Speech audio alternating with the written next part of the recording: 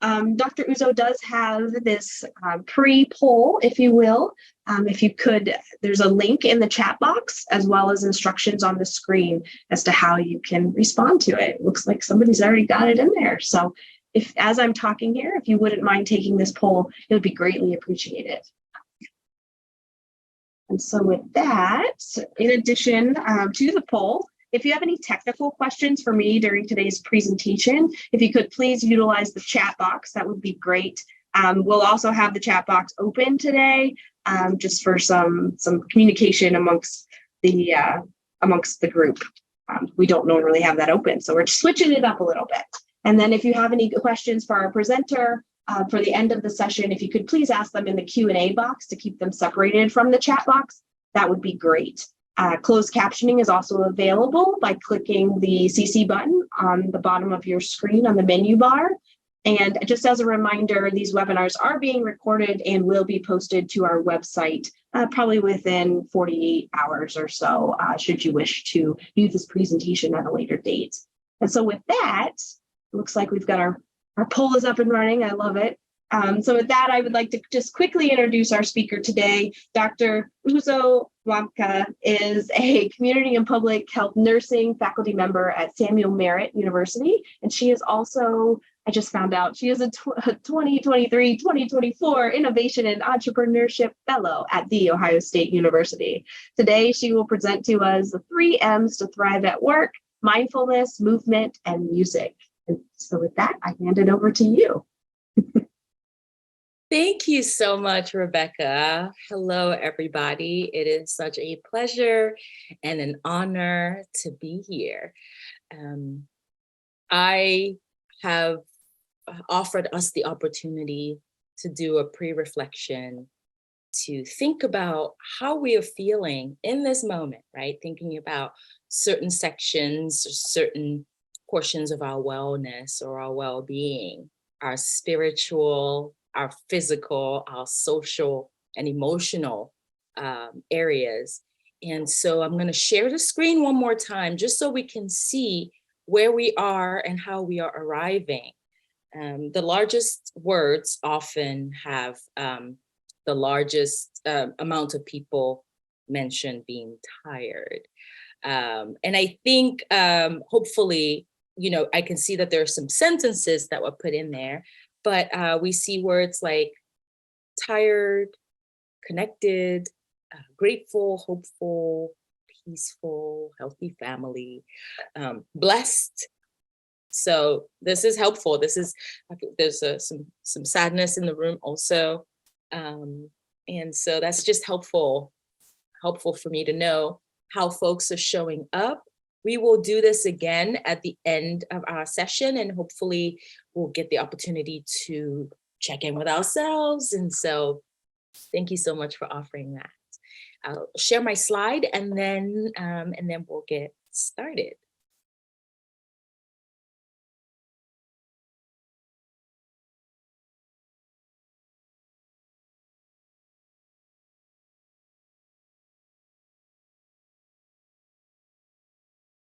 There we go.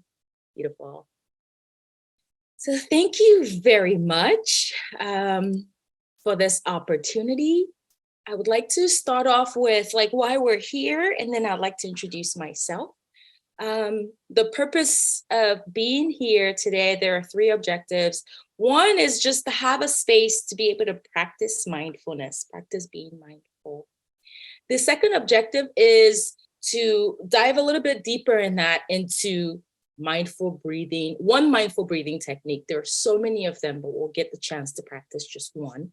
And then today we'll get the chance to learn about the effects of music and movement, dance, on our body. So before we get started, before I move forward, I would like to honor where I have come from.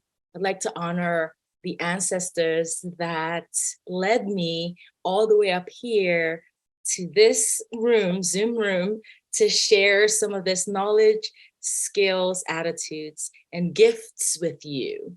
So my name is Dr. Uzamaka Wampa.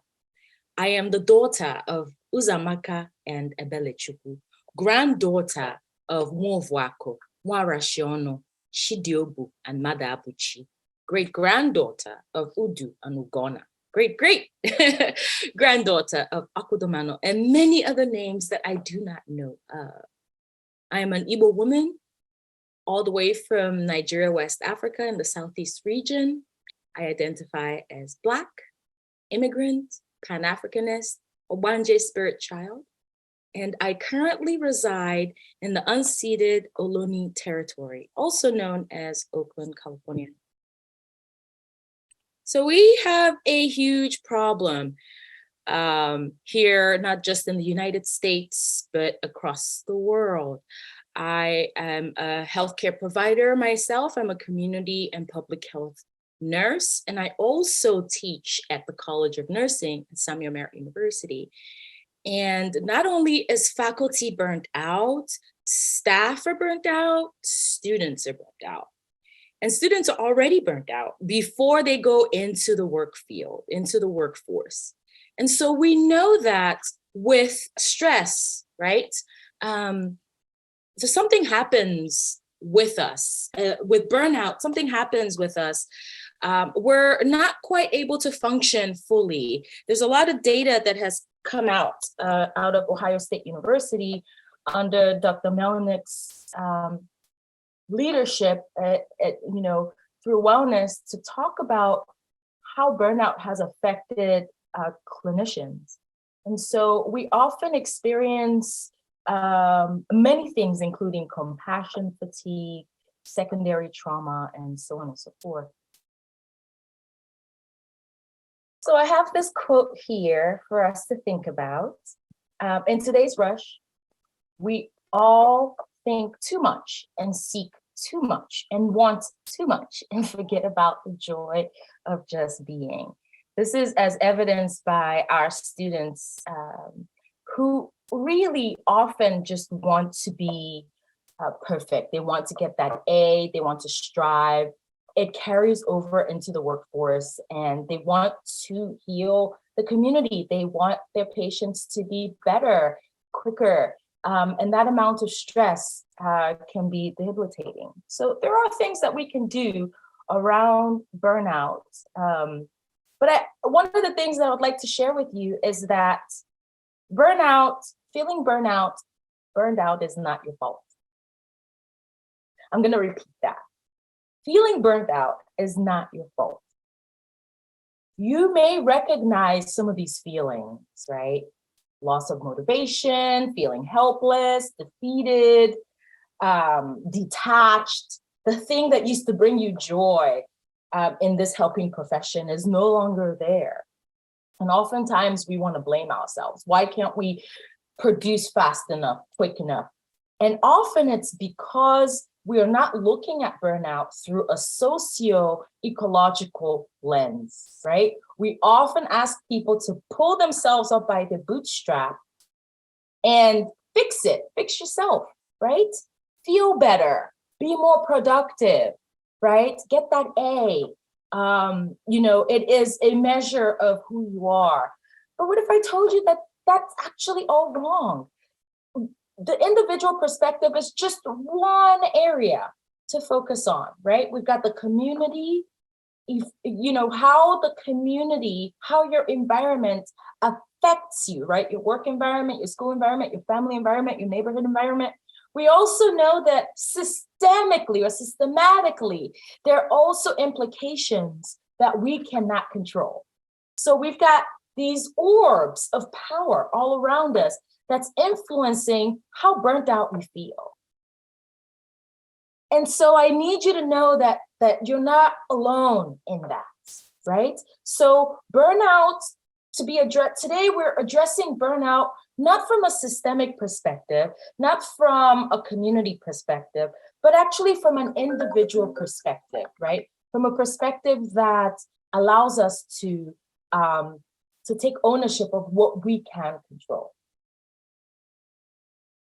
So this is the area that I absolutely love so much. This is what my research interest is all about, the use of arts-based interventions to address our well-being. Do you remember when you were a child and you got to color and you got to write, free write, and you got to play with music and you got to explore your body in ways? This is the feeling we are trying to remember and restore. This is the feeling that Indigenous people from all over the world know and remember. We often bring mindful music and movement in a lot of our daily activities. It really helps dissipate a lot of tension and anxiety. And we're going to go into that.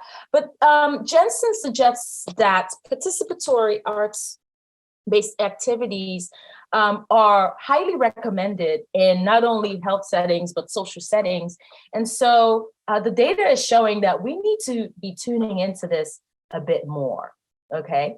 Now, I tend to do my own research. As you've seen at the beginning of this session, I'm always curious about how folks feel before and after. So I use this in my classrooms, right? I use this in the sessions that I hold in communities where I provide these health and wellness, arts-based interventions to support well-being. We check in before, we get the intervention going, whatever it is, whether it's painting, visual arts, collaging, vision boarding, dance and movement, singing, dancing, any one of those. And then we check in afterwards. And this is an example.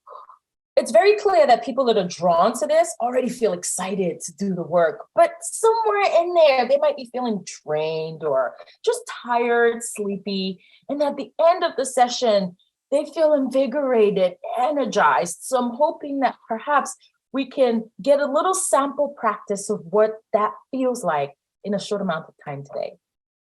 This diagram I just included just so that we can have a reminder of how complex well-being is, right? Oftentimes we choose one section to focus on, but they really do talk with one another, right? So the work that we'll be doing today will touch a little bit on the spiritual aspect. It will touch a little bit on the physical aspect, and it might touch on emotional and intellectual aspects of well-being. All right, so let's get started with mindfulness. If you all were in the room, I would ask you what you know about mindfulness. It's such a buzzword now, right? Which I absolutely love. This is something that we have always known. You know, when you were a child and your parents said, be careful, right? Be careful, to be full of care, right? Us in helping professions, this is especially important for us. I'll tell you a story about when I first graduated nursing school. And I started my career in the ICU. I was working as a critical care nurse in the cardiovascular unit. And I was so excited to get my first patient on my own without my preceptor. And I was so excited to do the dressing change because the patient was intubated. They had finally, were able to breathe on their own. So we reduced the amount of work that the machine was doing for this person so that this person can breathe on their own. And I'm looking at their sacks and everything looks so good. And I'm changing the dressing, and I love changing dressings, right? Because it starts off dirty. And then by the time you're done and you put that clean tape on there, it looks so good, right? It looks so good and clean. And I was done with the last piece of tape and I went to go cut it and I ended up cutting the tube. And so immediately this patient started desatting, right? They couldn't breathe on their own again. The machine, what I meant by cutting the tube, for those who may not understand what's happening here, this tube is really important. It's sort of like is a life or death connection between the machine that's helping you breathe and you breathing. So if something is disrupted, the whole mechanism is disrupted. And so it was. And this patient had been under for so long and finally was able to breathe on their own. So I put them right back to where this machine really needed to breathe. Now in this picture, in this image, you can see, right, that there was stimuli. And when you're mindless, there is a reaction, right? I panicked. That was my reaction. I completely panicked. I didn't know what to do. With mindfulness, there's stimuli. You're being mindful or careful, right? Usually that means just taking a moment, taking a breath, right? Scanning the situation before acting. And it's not always easy to do so, but sometimes taking that extra second can make a world of difference.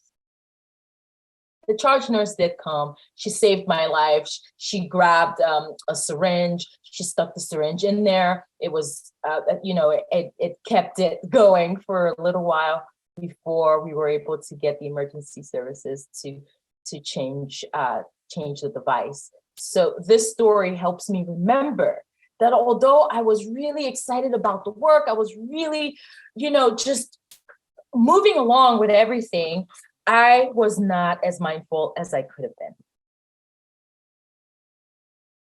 So Jack Kornfield says, we have only now, only this single eternal moment, opening and unfolding before us, day and night.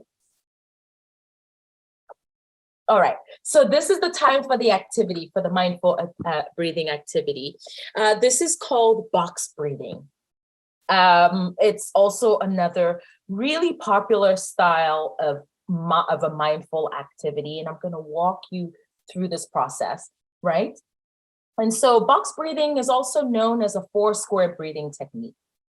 It is a deep breathing technique that involves inhaling deeply through the nose, holding the breath for a few seconds, exhaling completely through the mouth, and holding the breath again for a few seconds before repeating the cycle. There are 3 potential effects on the heart, brain, and the lungs, right? So by doing box breathing, evidence has shown to reduce heart rate and lower blood pressure. It helps also with regulating breathing, right? It activates the parasympathetic nervous system, and so on and so forth, right? With the lungs, box breathing can help improve lung function. So there's a lot that can support our cardio, just physically, right? This isn't going to mental or emotional. This is just physically what it does for your body. So we're going to practice this. All right, so there's this animation. Thankfully, Noisely.com has this animation. Let me see if it works. There we go. So if you follow along with this, you don't have to think about it. It tells you exactly what to do. And so we're just going to go through 3 or 4 cycles of this together, and I'll do it with you. So we're going to take a breathe in, hold, breathe out, and hold.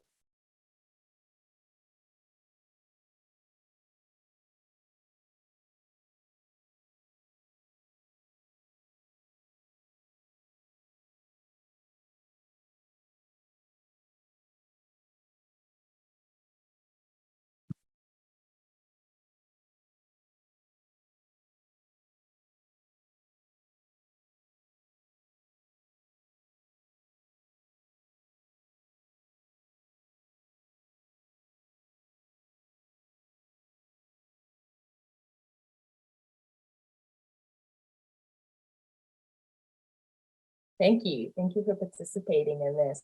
So again, this is something that you can carry in your toolkit. This is something you can offer your patients. This is something you can offer your students, before an exam, before engaging in a really difficult conversation, activity, and so on. So that's mindfulness. Yay. Moving on to music. This is one of my favorites. Maya Angelou says, music was my refuge. I could crawl into the space between the notes and curl my back to loneliness. I love this statement so much. Music is one of the things that has saved my life. As an immigrant coming to this country, one of the things that brought me solace in the foreign land was listening to music of my people. And now studies have now shown that that's really important, to be able to bring culturally sensitive and relevant music and activities, right, for social and emotional well-being. we know that music has positive effects on us. It affects our dopamine and cortisol levels, right?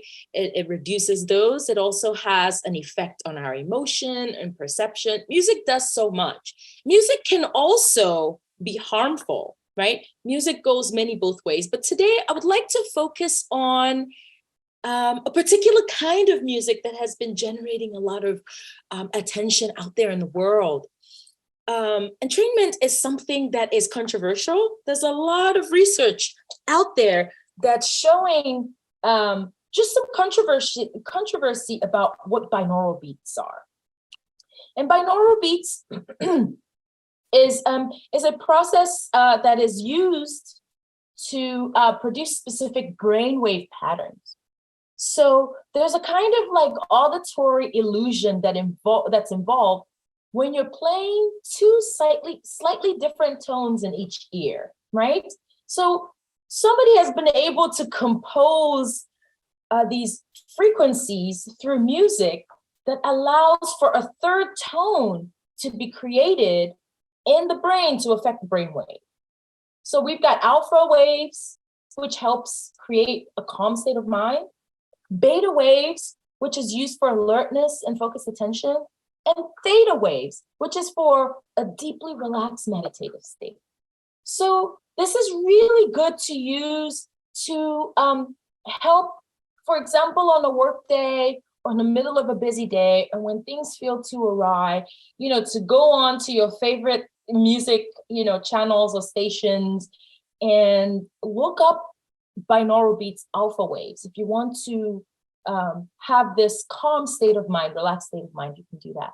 So I have provided some links, and I think we're going to put them in the chat box that you can go and listen on your own time. I'm not sure that we have enough time to do that today, but check it out and see what is available, what is possible when you listen to and you can be the judge of it as well. I know for sure the link to the theta waves that I provided is just pure frequency. There's no music. And so, that does create a meditative state. Don't do that when you're driving.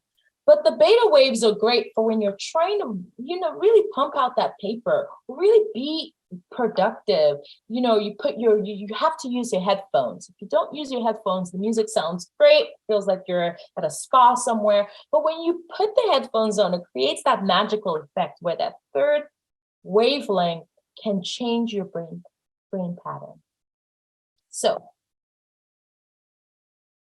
all right. So hopefully you can take your time, pick any one of those. Many of those usually are an hour long, just 5 minutes or less. Put on your headphones, listen to the music, and see what that elicits in you.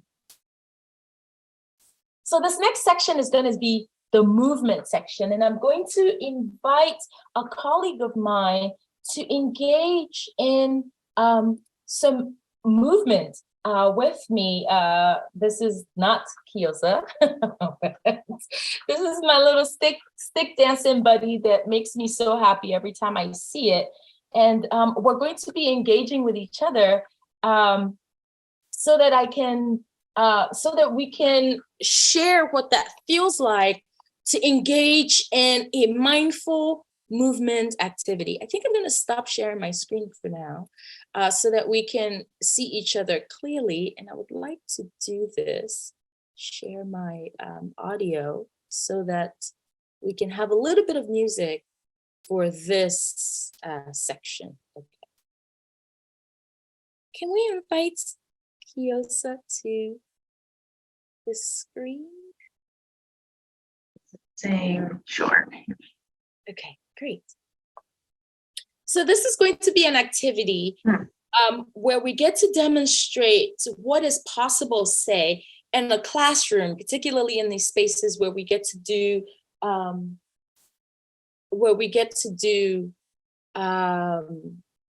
sorry, I got a little distracted. In a classroom, there you are. in a classroom where we often get to do some warm up and stretching before the day or before an exam or before some really difficult critical conversations. We really have to get that body moving. So the kind of music you choose is important. I often like to choose music without lyrics, unless it's a super popular song that we all love and we want to sing the lyrics to. And I often would share it through the Zoom link, which I'll do now, share my audio. And then I often would ask a student or a set of students to contribute a movement or a stretch that their body needs in the moment. And then we all mirror it together. Mirroring is important when we're moving because it creates trust. It allows us to connect with each other. It creates communitas, which is a term that was coined by Dr. Jean Watson with the unitary caring science, right? Creating a community amongst each other. When we move together, sing together, play together, we're more likely to do good work with each other. So I'm going to stand and I'm going to share my music. And hello, Kiosa. Welcome to the webinar. What we're going to do is Kiosa is going to offer me a movement, a stretch that feels good. And I'm going to mirror it back to Kiosa. And then vice versa. I'm going to offer one movement, one stretch. And I would love to ask all of you who are on this webinar to engage as well, right? Go full out. It's only a few minutes. See what happens to your body. See what happens to your emotional well-being. There's no perfection here, just practice. Okay, so let's see if my music plays.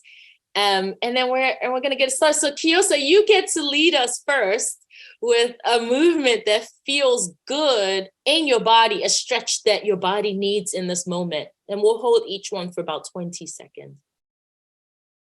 Okay.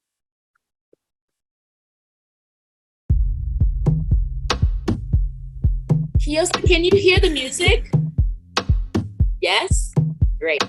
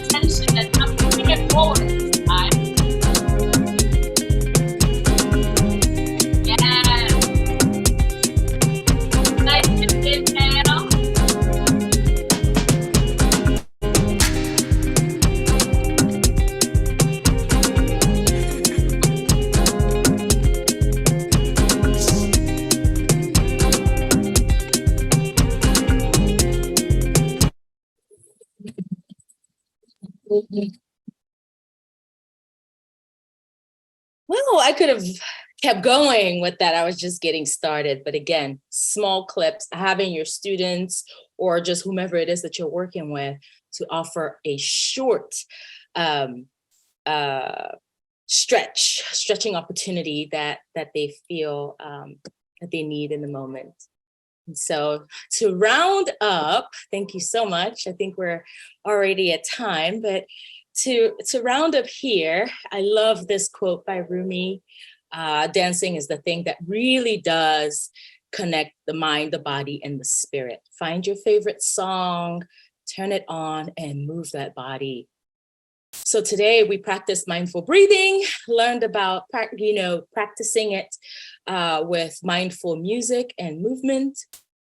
My question, my task, my ask for you today is, how will you incorporate these techniques into your daily life, whether it's your personal or your professional life? Will you use music, incorporate music and movement in your well-being practices? All right, so back to the link again. I would love the opportunity for you all to go ahead and let me stop sharing. Go ahead. Yes, thank you so much, Rebecca.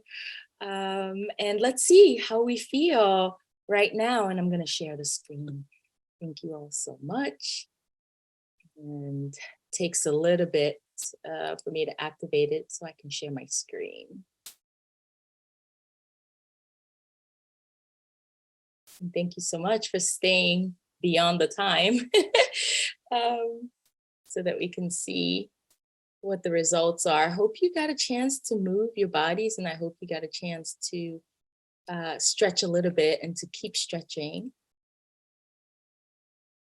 Computer is frozen.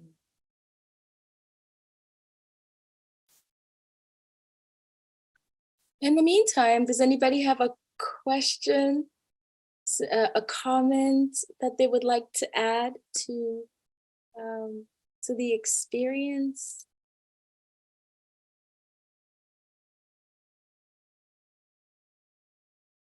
Questions, comments?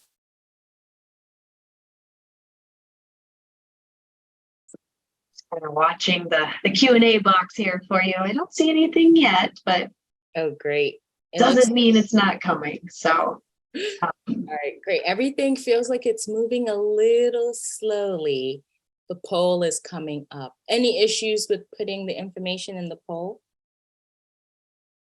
Doesn't look like it, because I think somebody would say something. Look at those responses.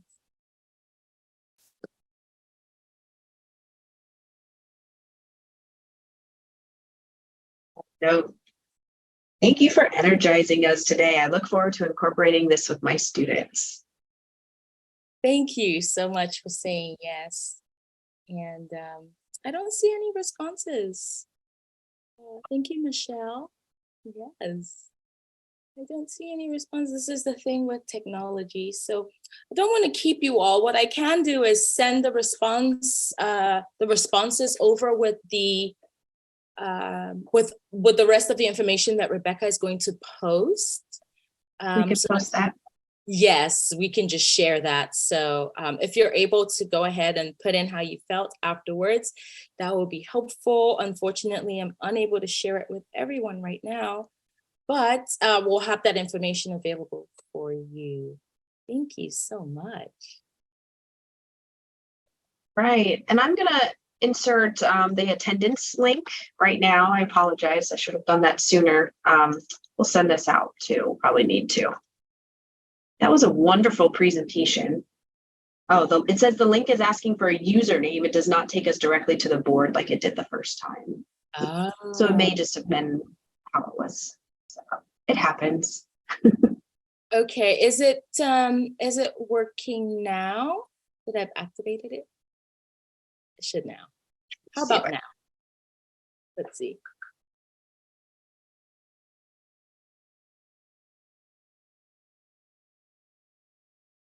Pull it up myself here. Yeah. It said no. Oh no. Okay. Let's see what we've got. Activated. Oh, okay. It should work now because I just activated it. Apparently it wasn't activated before. Yeah. That was my fault. So the link is not Put it working. back in there. We'll see. Okay.